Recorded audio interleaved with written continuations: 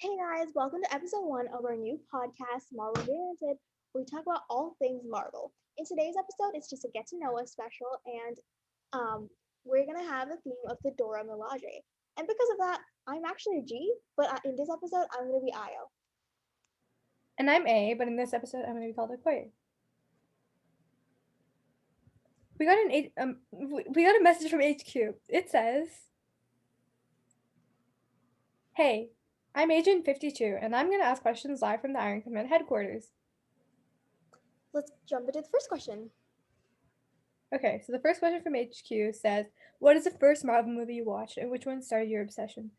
So the first Marvel movie I watched was Spider-Man: Homecoming, and I watched it with Io in the theaters, like when it came, a little bit after it came out. Yeah, I remember that. We actually went to theaters to actually watch a different movie, but I don't think they had. Oh, I think they were sold out. So because of that, we had to. I think we just settled for Homecoming, and I don't think we were that into it because I think we also went with another person. I don't think we were that excited about it because it was like obviously we came for another movie, and mhm.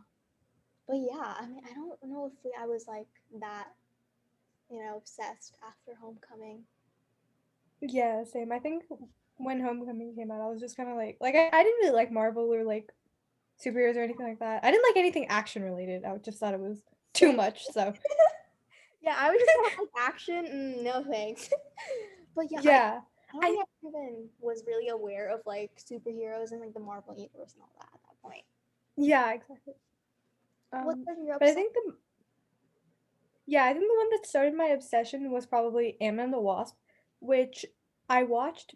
Um, af I hmm, I watched it after I saw an ad for Ant-Man and the Wasp, which had Paul Rudd in it, and I was like, "Oh, I love Paul Rudd." So I was like, "Oh, maybe I'll watch this movie." And then I watched it, and I love the movie because it's amazing. And so it just got me hooked on, and I started binge watching a lot of Marvel movies, and that's what happened. Oh What yeah, about you? you start watching it because Paul Rudd was in Friends, and that's what you associated with him. Yeah, that's true. I was like binge watching Friends at that time. So when I saw Paul Rudd, I was like, "Hey, that guy looks familiar." So I was like, and then I realized, it was him, and I was like, "Okay, I have to watch this movie now." So yeah, I love that your obsession with one fandom made an obsession with another fandom. this is true, and they're both so different. Okay, well, for me, the first movie was obviously Spider-Man: Homecoming with Okoye, but the one that started my obsession was probably Infinity War because I think it was the second movie that I watched, and I watched it with Okoye just in our bedroom, watching Netflix, because I think at that time it was on Netflix, and I just liked how there's like so many characters, but I didn't know the background behind any of them. So because of that, I just like wanted to know what the heck was happening in the movie I just watched. And because of that, I think I was like traveling during that period. And in the airplanes, they had access to all of the films, so I binge watched every single film except Incredible Hulk. um, Oh yes. and yeah, and then I became obsessed. Let's go to the next question. The next question is, who was our favorite Marvel character, the first one, and why? Well, for me, it was actually Captain America. Or no, yeah, it was Captain America. And I think I just liked him because he was like just like a good person even before he was like given like his super soldier serum and became like strong and stuff. He was just like, just considered like they say, he was a good man but not a perfect soldier. I just like that thing around him, surrounding him. That's true. That's true. I completely agree. I think my first favorite Marvel character was probably Ant-Man because, like I said before, um, I got obsessed with Marvel after watching Ant-Man and the Wasp, and I just thought he was really funny, and I just, what's not to like about Ant-Man? He's just perfect.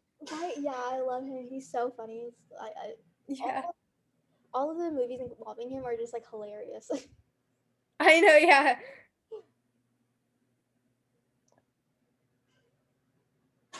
Okay, so the third question is, did it change? If so, who is it, and why did it change? For me, I would say that I still probably really like Ant-Man, if not more than I did before. But I also would say that I kind of like or not kind of, I really like Iron Man now, because I mean, it's just he's just great. I mean, we all saw Endgame, and I love him 3000. I love how he sacrificed his life for, you know. Yeah, actually, the same thing with me. I actually love Iron Man 2 now because I think it was just because I just like how he grew from in the beginning. I did not really like him because I just thought he was like egotistical and like just kind of rude and stuff. So I didn't really like him. But now he's like grown to be so much more. So I just love how they like grew his character throughout all the movies. And he went from like being rich and egotistical and stuff to being rich and like a father figure to so many people and just being like a really caring person. That's true. That's true. Yeah, I want to be like Iron Man when I grow up. I want to be rich and a good father figure. Next question is, Okay. what is your favorite Marvel movie? Well, for me, I think my favorite Marvel movie, this one's really hard, okay? It's so hard to choose between all 23 films. Like, they're all so amazing. But I think that my favorite would be Thor Ragnarok, just because it's like just one of the funniest movies ever. Like, I could never like stop laughing every time I'm watching it, and I could never get tired of it. And it's just, it has so many like amazing scenes and like iconic lines in it, like get help, and like it just, I That's, love like the entire dynamic of like Thor and Loki and like the Valkyrie and like just all of that. I just love it. yeah, that's true. I love Thor Ragnarok. It's hilarious. It's definitely up there, one of my favorites. Um, I would say another one of my favorites is probably Captain America: Winter Soldier, because I feel like that's just another one that like I can read, I watch a lot and never get bored. It's just like, it everything about it is just great. And I also, I mean, I know I've been talking a lot about my love for Ant-Man, but I would say I also really love Ant-Man and the Wasp because that was just also super hilarious and I can watch it so much and just never get bored. So, I yeah, think at the end of the day, we love all 23 films, 3,000. I think so. Yeah, exactly. Okay, question 5. Which character do you think has the best backstory? Okay, this is hard, but I would say that I think Loki has the best backstory because I mean, we see him like in the first Avengers, he's like the villain, right? And we see how like he wants the entire world in his grasp. He wants the entire world to kneel for him. And it's like, I mean, we can sort of see him grow to actually like care for his like brother and for others. And I feel like his character development so far has been great and I just really like that. And I can't wait to see more of him in the Loki TV show. So I'm just really excited for that. um, I okay, I kind of like forgot about his backstory and everything and like how he's grown. That's kind of making me question my decision. But I would have to say Bucky, just because for similar reasons. That in the beginning, like in when we first see him, like in the 40s with Steve, he was just kind of like the side character. We were just with Steve and didn't really, he wasn't really that much. Like I wasn't that like didn't really know much about him. And then he just like fell off the train, and we were just like, okay, he's gone. And then later he comes back and like he's like brainwashed by Hydra and he becomes like this assassin. And I think like how he recovers from that and everything and how he goes through that entire like period of his life and like in Falcon and the Winter Soldier he like rebuilds himself and creates a new identity. I just like how he develops himself.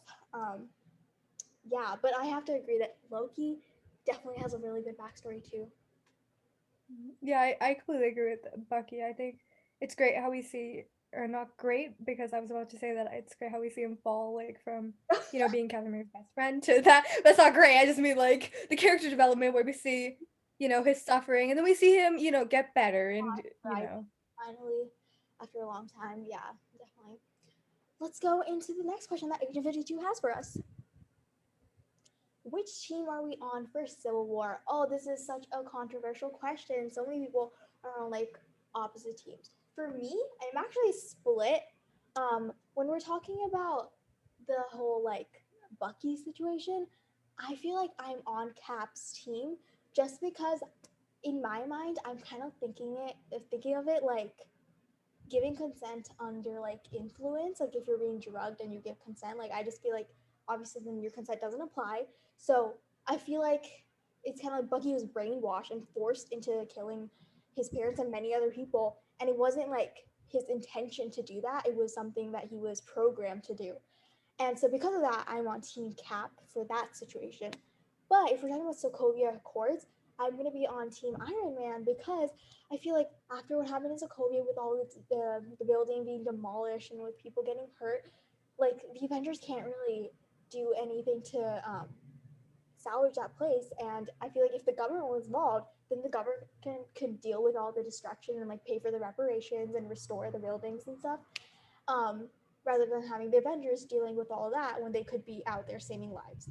So That's yeah, I'd be split between Cap and Team Iron Man.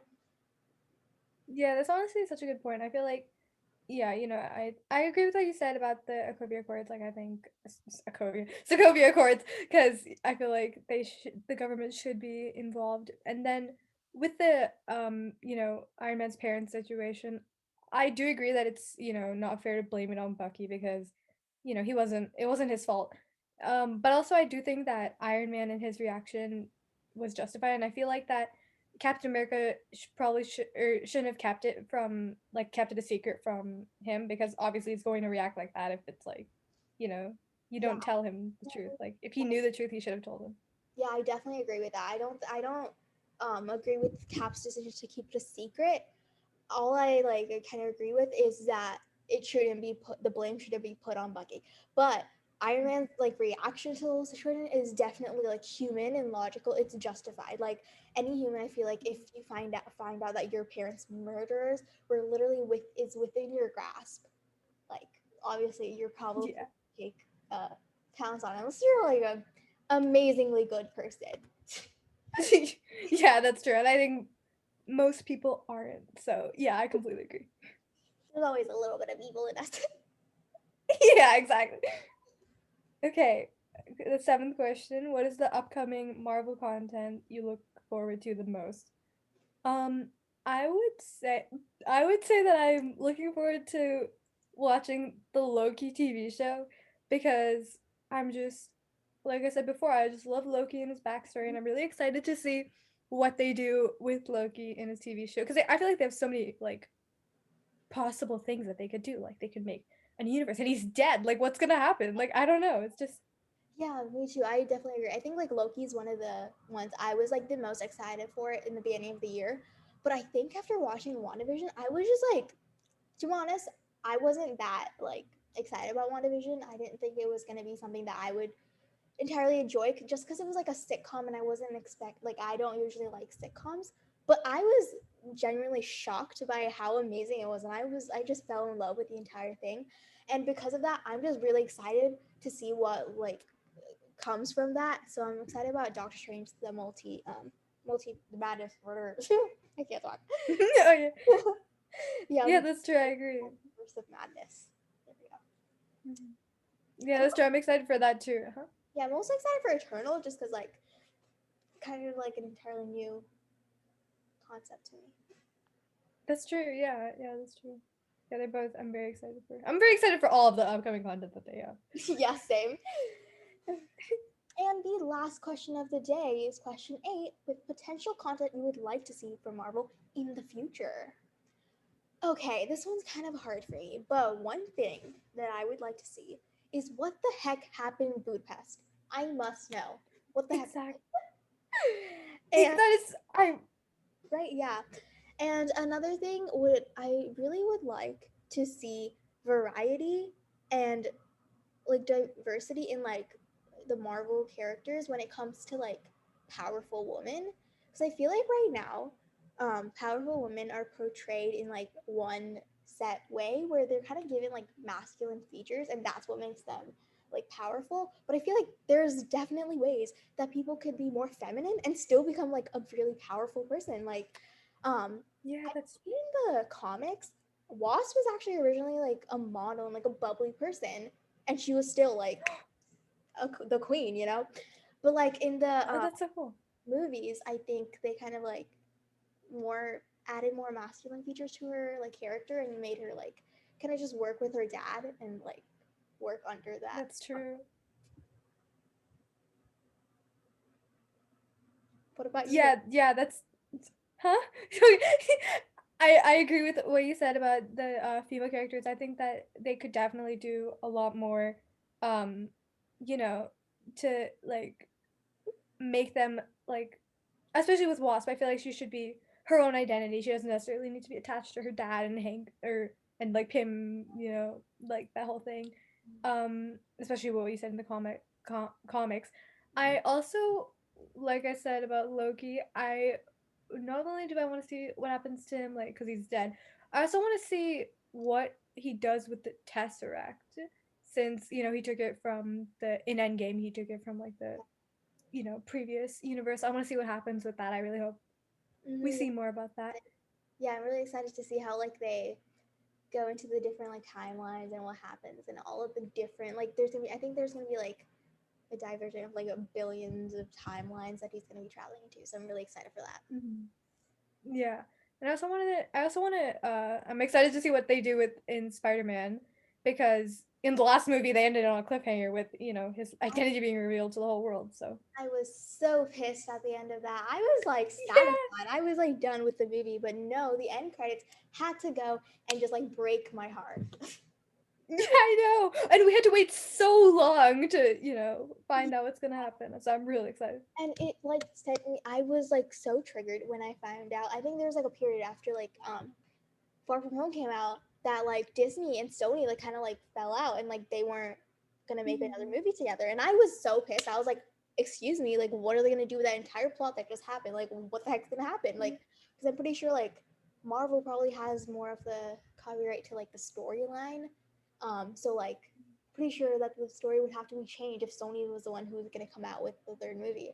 So like I was so pissed, but I'm so glad that they have agreed to make one more movie together, but I'm so scared that they're gonna end up having to like kill a lot of the main characters because it's their last movie. Oh no. I didn't even think about that, but that's so true. I will be so pissed if that happens, but I really hope not. We'll hope for the best. Yeah, let's not jinx it, okay? So let's not Yeah. get crazy. But I've seen so many like articles and stuff saying, oh, there's gonna be rumors of like main character deaths and stuff, and I'm just like excited for that. Oh no.